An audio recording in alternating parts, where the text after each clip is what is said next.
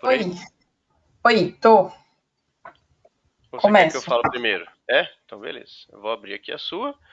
Você vai falando para passar e eu vou passando por aqui. Se alguém tiver dúvida, senhores, a não ser que a Vivi oriente do contrário, abra o áudio e perguntem durante a apresentação. Ou no final, enfim, se surgir alguma dúvida, quiser perguntar no final. Tudo bem, Vivi? Interromper? Então, tudo bem, pode interromper. A minha Beleza, Vivi? apresentação tá Bem bem tranquilo? curtinha, Beleza. assim, bem sucinta. As últimas duas foi sobre eco, né? E esse é um tema de elétron. Beleza, Vivi. Então a palavra é sua, manda ver, eu vou passando aqui os slides para você. Tá bom, pode passar. É sobre fibrilação atrial, tá? Que é uma alteração uma arritmia que a gente encontra no elétron. Bom, a fibrilação atrial é quando existe uma atividade elétrica atrial rápida e irregular. E isso é consequência dos átrios não contraírem efetivamente. Então, tem uma palavrinha errada aqui, eu escrevi errado, efetivamente. Então, não existe uma contração atrial efetiva. Ela acontece quando o nódo sinoatrial perde o controle sobre o ritmo cardíaco, resultando em atividade elétrica desordenada em diferentes áreas dos átrios. Então, o impulso elétrico não parte mais do nó sinusal, né? Ele começa a ter uma atividade elétrica bem desordenada, partindo de várias áreas dos átrios, né? De focos ectópicos. Pode passar.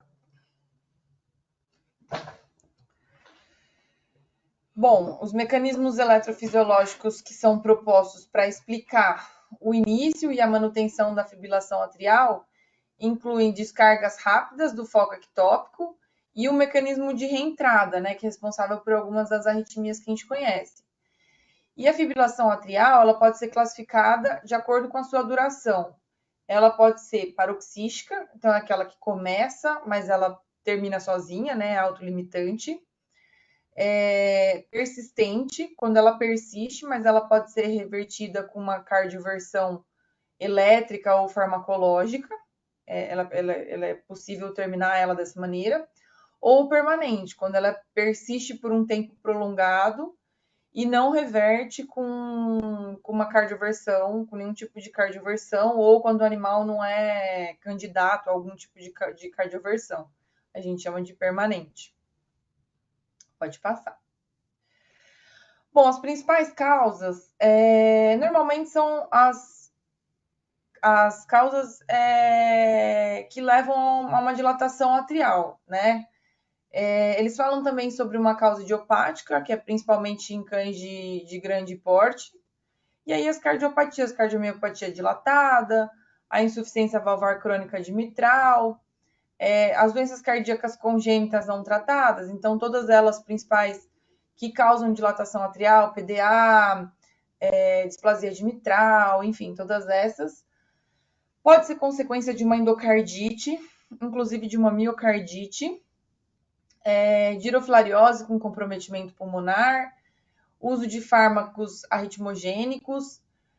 O Santilli, inclusive, coloca que pode acontecer por um estímulo vagal excessivo.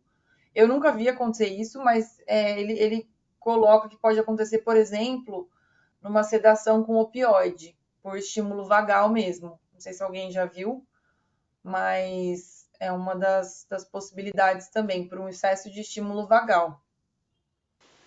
Eu nunca vi não, Vivi. Eu Nunca também não, acompanhei, pelo menos. eu nunca acompanhei também. Talvez os anestesistas, o Vinícius aí, que é anestesista, talvez tenha visto já. Eu confesso que nunca tinha ouvido falar. Pode passar. Que mais? Neoplasia também é uma das causas, né? E trauma. Em gatos, ela é rara, mas também pode acontecer na presença de dilatação atrial marcante. Então, causada por cardiomiopatia hipertrófica, restritiva, dilatada. É bem mais comum em cães, mas pode acontecer em gatos também.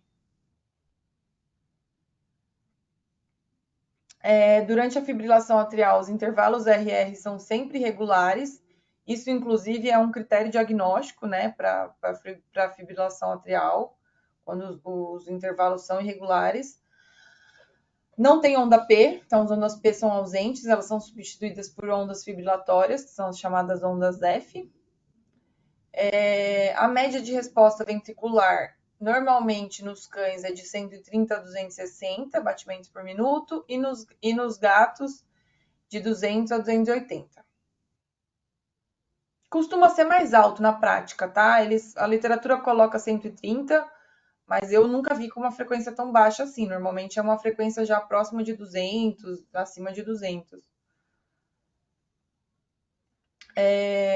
Durante a fibrilação atrial, os complexos QRS normalmente têm uma duração normal, então menor ou igual a 70 nos cães, a menos que sejam discretamente prolongados pela presença de aumento ventricular esquerdo, que a gente vê no eletro, né? Quando tem uma dilatação ventricular, pode ter um aumento do QRS, ou um aumento significativo por um atraso de condução intraventricular anatômico ou funcional, como, por exemplo, um bloqueio. As arritmias, elas podem estar associadas, né? A gente pensa só na fibrilação atrial clássica, mas pode ter associação aí de coisas. Então, uma fibrilação atrial com bloqueio de ramo, enfim, coisas que alterem também a morfologia do QRS. E é muito comum que durante a fibrilação atrial os complexos QRS apresentem alternância elétrica, que é a variação da amplitude, né, dos complexos QRS. Então, isso é bastante comum também de acontecer.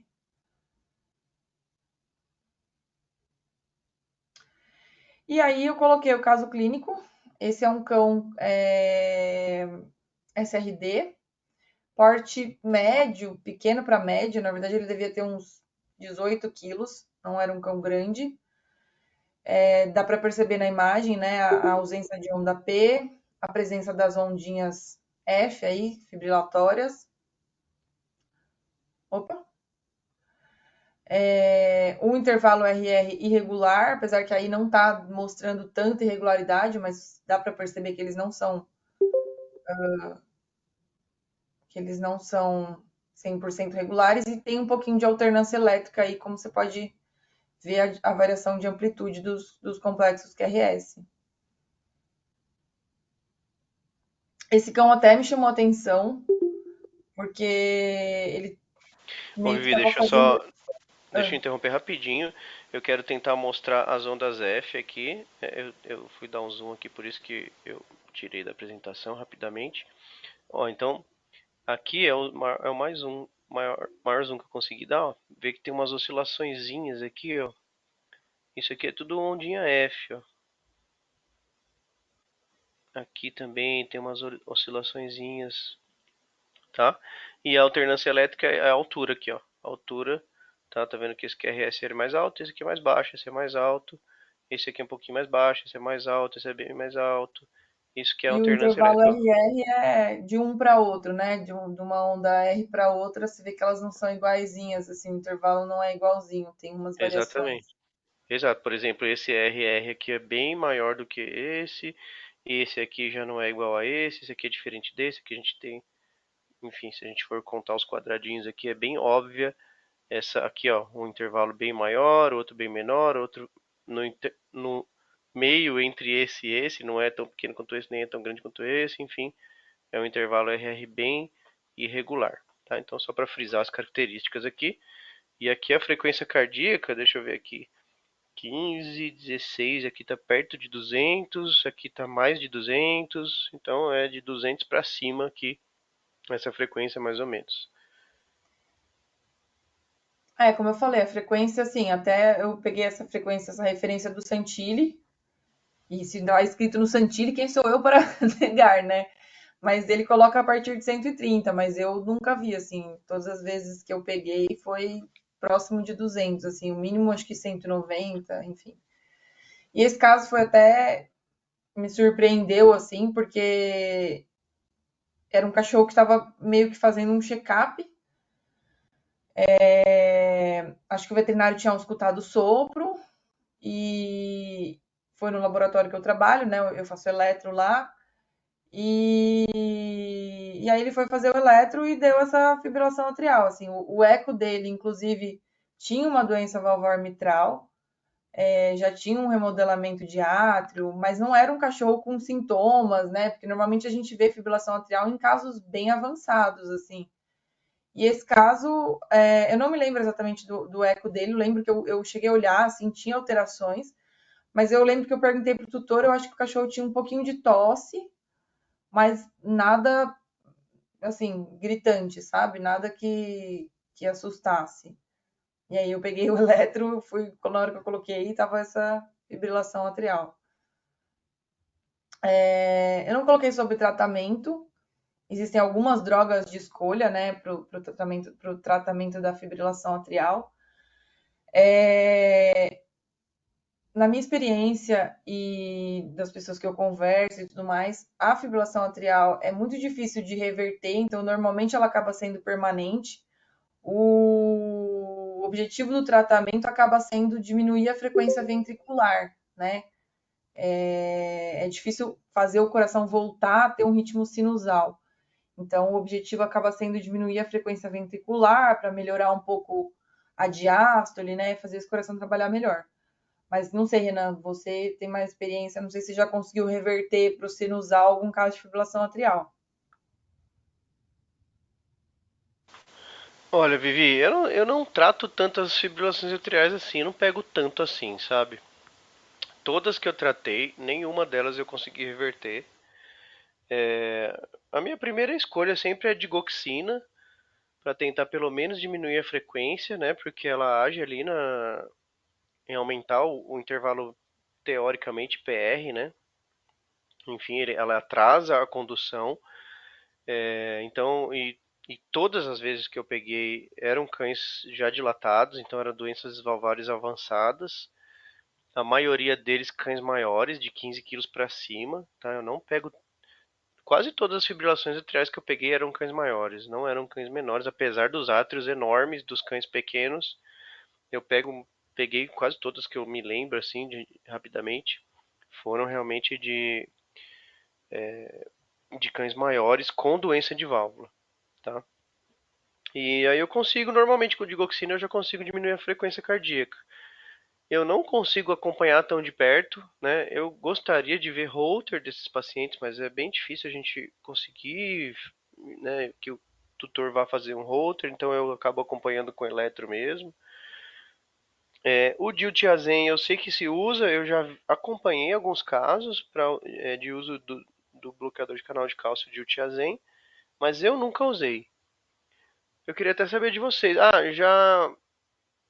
Eu já acompanhei o caso, mas não foi eu que prescrevi com o tratamento de amiodarona. Esse caso ele reverteu por alguns dias para sinusal, mas depois ele recidivou. Mas faz muito tempo esse caso.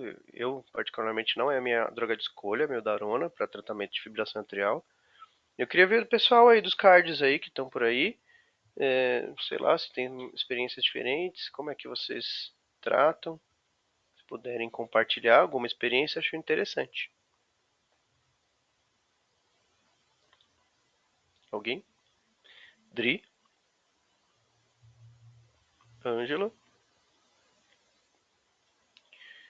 Oi, é que eu não peguei ainda. Não, nunca. Enfim. Beleza, é isso aí. Não sei. Eu peguei poucas também, Renan. Ah, É, também uso a digoxina como primeira escolha.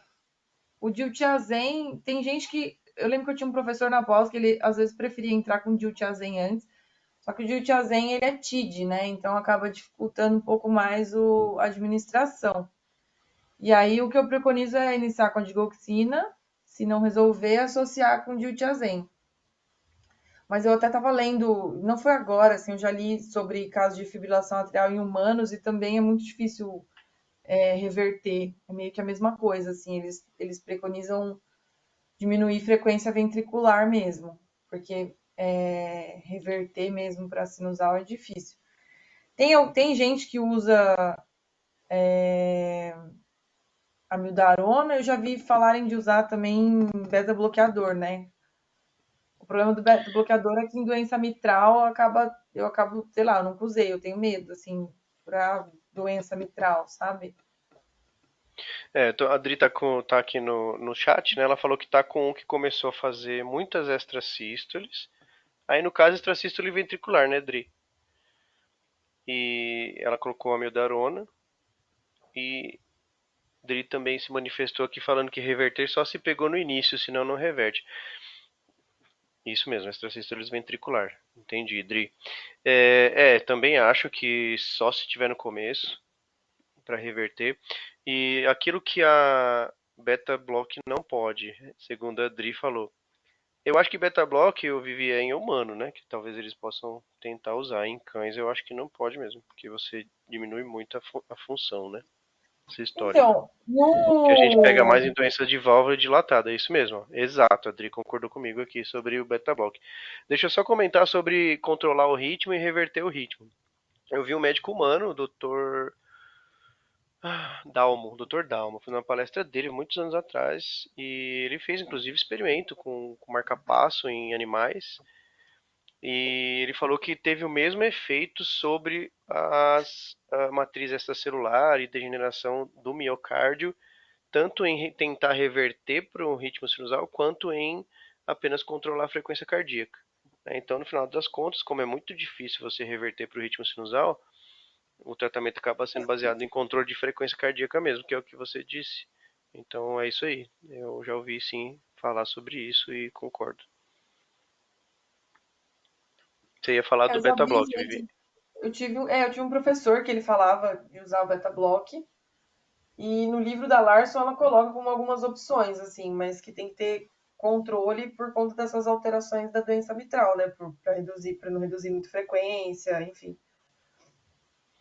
Eu realmente. Tomar cuidado no animal que está em ECC, enfim, pode causar hipotensão, então tem que tomar cuidado com essas coisas, né?